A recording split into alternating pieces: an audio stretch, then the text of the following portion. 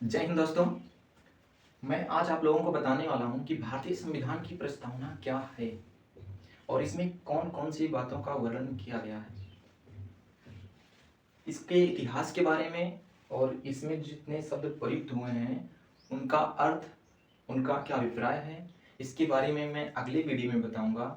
वरना मेरा जो व्हाइट बोर्ड है यार बहुत छोटा है, इसमें सब चीज़ें आएंगी नहीं, इसीलिए इसके लिए अगला वीडियो बनाऊंगा। इसमें मैं आप लोगों को बताऊंगा कि प्रस्तावना क्या होती है, इसमें कौन कौन से शब्द प्रयोग किए गए हैं, ठीक। और हाँ, एक बात और, हम प्रस्तावना कितनी भी बार पढ़ते हैं रटते हैं ना, लेकिन हमें थोड़ी देर के लिए याद रहता है, बाद में हम भूल जाते हैं। लेकिन मैं आज आप लोगों को ऐसा तरीका बताऊंगा प्रस्तावना पढ़ने का, याद करने का या समझने का, फिर आप कभी नहीं भूलोगे, ठीक। तो बने रहिए हमारे साथ। आइए देखते हैं कैसे। सबसे पहले हम जानते हैं कि प्रस्तावना क्या होती। हमारे दिमाग में जब भी हम पढ़ें, किसी भी चीज़ को पढ़ें, तो मैंने क्या कहा था इसके पहले वाले वीडियो में कि जब हम कोई चीज़ पढ़ें तो उसमें दो चीज़ों को अवश्य देखें, क्या और क्यों, ठीक। तो हम देखते हैं कि जो प्रस्तावना है ये क्या है प्रस्तावना। तो प्रस्तावना संविधान क्या चाहता है या संविधान का उद्देश्य क्या है, उसको एक संक्षिप्त रूप में हमारे सामने प्रस्तुत करता है। यानी संविधान के उद्देश्य को संक्षिप्त रूप में प्रकट करता है कौन? प्रस्तावना, ठीक। ये है प्रस्तावना, यानी संविधान का जो उद्देश्य है उसके बारे में हमें बताता है प्रस्तावना कि संविधान का उद्देश्य क्या है, उसका लक्ष्य क्या है, या जो संविधान निर्माता थे उनके विचार क्या थे, उनके लक्ष्य क्या थे संविधान को लेकर के, कि संविधान को बनाएंगे तो संविधान का लक्ष्य क्या रहेगा, संविधान क्या चाहता है, उसी चीज के बारे में प्रस्तावना में संक्षिप्त रूप में बताया गया है। इसीलिए प्रस्तावना को संविधान की कुंजी कहा जाता है। क्या कहा जाता है? संविधान की कुंजी, ठीक। हम इसमें देखते हैं, सबसे पहले हम ऐसे पढ़ते हैं प्रस्तावना के बारे में, जैसे सब लोग पढ़ते हैं, याद करते हैं, जो रटे होते हैं। तो ऐसे मान लो हम पढ़े हैं, हम रटे हैं, हम अभी समझे नहीं, हम केवल रटे हैं। हम भारत के लोग भारत को एक संपूर्ण प्रभुत्व संपन्न समाजवादी पंथ निरपेक्ष लोकतांत्रिक गणराज्य बनाने के लिए तथा उसके समस्त नागरिकों को सामाजिक, आर्थिक, राजनीतिक न्याय, विचार, अभिव्यक्ति, विश्वास, धर्म और उपासना तथा उपासना की स्वतंत्रता, प्रतिष्ठा और अवसर की क्षमता प्राप्त कराने के लिए तथा उन सब में व्यक्ति की गरिमा, राष्ट्र की एकता और अखंडता को सुनिश्चित करने वाली बंधुता को बढ़ाने के लिए इस संविधान सभा में दृढ़ संकल्प होकर इस संविधान सभा में आज तारीख 26 नवंबर 1949 मार्च को 7वीं संवत 2006 विक्रमी को द्वारा संविधान को अंगीकृत, नियमित और आत्मार्पित करते हैं। हमने रट लिया, ठीक। बस मैं कुछ टाइम बाद भूल जाऊंगा, तो ऐसे रटने का क्या फायदा। आइए हम समझते हैं कि कैसे हम एक बार समझें फिर हमेशा के लिए याद हो जाए, रटना नहीं है। देखो यार, इसको ना समझने के लिए सबसे पहले ये समझना होगा कि प्रस्तावना में किन किन लोगों के बारे में बताया गया है।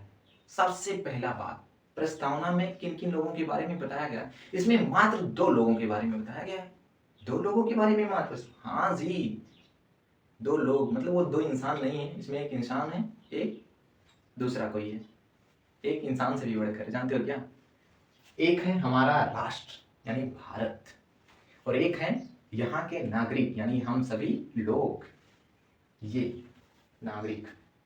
इसमें राष्ट्र के बारे में और नागरिक के बारे में बताया गया है, ठीक। हम राष्ट्र के बारे में देखते हैं सबसे पहले कि हम भारत के लोग, भारत को, यहाँ पे लोग ये नागरिक में है, यहाँ से स्टार्ट है। हम मतलब हम भारत के लोग हैं, भारत को एक संपूर्ण प्रभुत्व संपन्न, मतलब भारत को क्या बनाना चाहते हैं? संपूर्ण प्रभुत्व संपन्न देश बनाना चाहते हैं। इसका अर्थ मैं अगले वीडियो में बताऊंगा एकदम विस्तार से, क्योंकि इसमें बहुत सी चीजें हैं, उन सबके बारे में बताऊंगा तो वीडियो काफी लंबा हो जाएगा और इन सब चीजों में आएगा नहीं, उसको लिखना भी पड़ेगा, इसलिए सबका अगले वीडियो में बताऊंगा। संपूर्ण प्रभुत्व संपन्न बनाना चाहते हैं, समाजवादी देश बनाना चाहते हैं, पंथ निरपेक्ष देश बनाना चाहते हैं या धर्म निरपेक्ष देश बनाना चाहते हैं, लोकतांत्रिक गणराज्य बनाना चाहते हैं। भारत को क्या बनाना चाहते हैं? संपूर्ण प्रभुत्व संपन्न बनाना चाहते हैं, समाजवादी बनाना चाहते हैं, पंथ निरपेक्ष बनाना चाहते हैं, एक लोकतांत्रिक गणराज्य बनाना चाहते हैं तथा राष्ट्र की एकता और अखंडता को सुनिश्चित करना चाहते हैं, ठीक। अब ये कैसे सुनिश्चित होगा? ये होगा जो व्यक्तियों में बंधुता है उसको बढ़ाने से, राष्ट्र की एकता, क्योंकि जब हम एक दूसरे से मिलजुल कर रहेंगे तभी तो एकता बनेगी यार। यदि हम उनसे नफरत करें, उनसे ना बोलें, इनसे इनके साथ ना रहें, मतलब सब लोग समन्वय तरीके से, समझौते तरीके से ना रहें, तो फिर एकता नहीं होगी ना, कैसे एकता ही नहीं आएगी। तो एकता के लिए हमारे अंदर भाईचारे की भावना होनी चाहिए। तो ये राष्ट्र के बारे में, यानी हमें ऐसे सोचना है कि यार इसमें राष्ट्र के बारे में बताया गया है और नागरिक के बारे में बताया। राष्ट्र के बारे में क्या बताया गया मैंने आपको बता दिया। अब हम देखते हैं नागरिक के बारे में बताया क्या है। नागरिक के बारे में तीन चीज बताई गई है। क्या?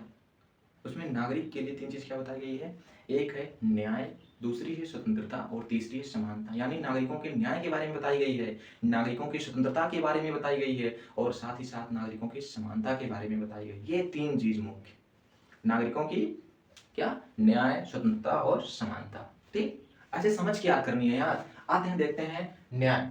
देखो इसमें तीन प्रकार की न्याय दी गई है, सामाजिक, आर्थिक और राजनीतिक। ये क्वेश्चन भी पूछता है कि प्रस्तावना में कितने प्रकार की न्याय का वर्णन किया गया है नागरिकों के लिए, तीन प्रकार की, सामाजिक, आर्थिक और राजनीतिक। तो ऐसे हमको समझना है कि यार इसमें न्याय तीन प्रकार की दी गई है, सामाजिक, आर्थिक और राजनीतिक न्याय नागरिकों को दी गई है। दूसरा चीज देखते हैं स्वतंत्रता। स्वतंत्रता पांच प्रकार की दी गई है। ठीक, कौन कौन सी, विचार, अभिव्यक्ति, विश्वास, धर्म और उपासना की स्वतंत्रता। यानी पांच प्रकार की नागरिकों को क्या दी गई है, स्वतंत्रता दी गई। ऐसे ही हम देखते हैं यहाँ पे समानता की बात आती है। समानता कितने प्रकार की दी गई है, दो प्रकार की, प्रतिष्ठा और अवसर की समानता। तो ऐसे हम लोग को समझना है कि यार राष्ट्र के लिए तो ये बातें कही गई हैं और नागरिकों के लिए ये बातें कही गई हैं। तो इसको हमें समझना है कि अच्छा राष्ट्र के बारे में ये सब बातें की गई हैं कि भारत को एक संपूर्ण परंतु संपन्न बनाना है, संपन्न राज्य बनाना है, समाजवादी राज्य बनाना है, एक पंथ निरपेक्ष राज्य बनाना है, लोकतांत्रिक राज्य बनाना है, राष्ट्र की एकता को और अखंडता को सुनिश्चित करने की जो बंधुता है उसको बढ़ाना है। ये सब राज्य के बारे में बताई गई है। फिर हम देखते हैं नागरिक के बारे में। अच्छा, नागरिक के बारे में तीन प्रकार के न्याय के बारे में बताई गई है, कौन, सामाजिक, आर्थिक और राजनीतिक। पांच प्रकार की स्वतंत्रता के बारे में बताई गई है, व्यक्ति मतलब उसके बाद दो प्रकार की क्या बताई गई है, समानता बताई गई है। तो ऐसे ना हमको समझना है चीजों को, उसके बाद जब आप समझ जाओगे तो फिर आपको याद करना बहुत ही आसान हो जाएगा। फिर याद, आप एक बार समझ गए याद हो जाएगा। इतना तो हो गया।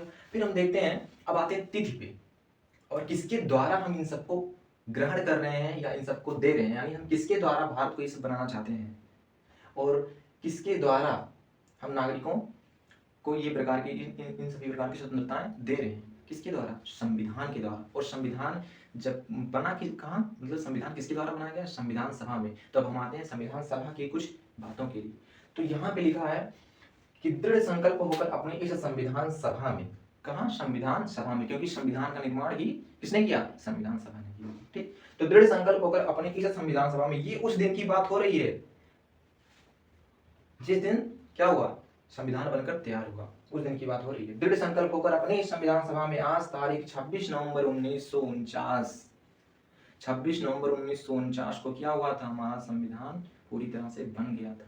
इसको लागू किया गया कब, 26 जनवरी 1950। ठीक, तो उस दिन की बात हो रही है कि दृढ़ संकल्प होकर अपनी संविधान सभा में आज तारीख 26 नवंबर 1949, और ये जो सन दिया है ये विक्रमी दिन में दिया है। ये जब आप हिस्ट्री में पढ़ोगे ना तब सन में मतलब कि ईस्वी क्या होती है और ईस्वी क्या होती है और इसके बाद शताब्दी क्या होती है, फिर ईसा पूर्व क्या होती है, मतलब और बहुत से ऐसे सन हैं, कितने प्रकार की सन है, ईयर और कुल मिला के सब अलग अलग होता है। उसको हिस्ट्री में मैं बताऊंगा आप लोगों को। बस अब बट ऐसे आप यहाँ समझ लीजिए, यहाँ ज्यादा ही इंपॉर्टेंट 26 नवंबर 1949। ठीक, में को एतद द्वारा इस संविधान को अंगीकृत, नियमित और आत्मार्पित करते हैं। यानी संविधान सभा में प्रस्तावना के बारे में विचार रखा गया और उसको उस संविधान सभा के द्वारा एक्सेप्ट किया गया। ठीक, तो ऐसे चीजें हैं। तो हमें पहले देखनी है किसके बारे में, राष्ट्र के बारे में, दूसरा देखना नागरिक के बारे में, तीसरा देखना संविधान सभा के बारे में यहाँ पे। लेकिन मेनली किन दोनों की बात की गई है, एक राष्ट्र की बात की गई है और दूसरा यहाँ के नागरिकों के बारे में बात की गई है, किसमें, प्रस्तावना में।